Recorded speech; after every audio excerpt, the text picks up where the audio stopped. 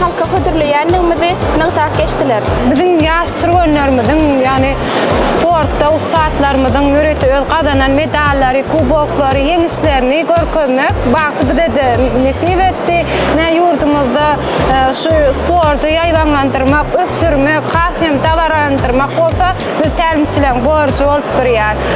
Şu maksat bilen yurdumuzda hormatly prezidentimiziň beden terýany sport ösürmek, wagt etmek barada siýasatyny goldamak bilen biz yurdumuzda ýürütü bir näçe gurup ulanmaga berilen deshalar halkymyzyň raýatlaryň bir ýaşaýyş derejesini bir üpçün etmek bilen çäklenmen olaryň bir saglygyny bekitmekdedir. Şol gurup ulanmaga berilen deshalarda ýaşaýyş jaýlarynyň ýanynda ýürütü ýerleşdirilen sport meýdançalarynyň bolmagy, şol sport meýdançalarynyň dünýä ilmlerine laýyk gelen injamlar bilen bir injamlaşdyrylmagy bu biziň elbetde yurdumuzda bir sagdynlyk ýurdudygyny şeýle hem dünýä ýüzünde biziň sportumyzyň bir goýulýan tarpan hasem uludygyna biz şuň bir şaýady bolup durýar.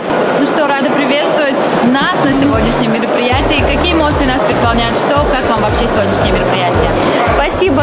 Действительно, весьма такое большое знаменательное событие сегодня в Туркменистане, как мы видим. Сегодня деятели сферы здравоохранения, образования, также спортивной сфере получили прекрасную возможность продемонстрировать свои достижения за эти годы. Весьма примечательно, что совместно с туркменскими предприятиями, вузами, также учреждениями здесь присутствуют наши иностранные партнеры, что создает большую возможность для обмена мнениями, опытом. Это для нас большая практика. Здесь создана такая фиктивная площадка для того, чтобы мы получили возможность изучить взаимный опыт.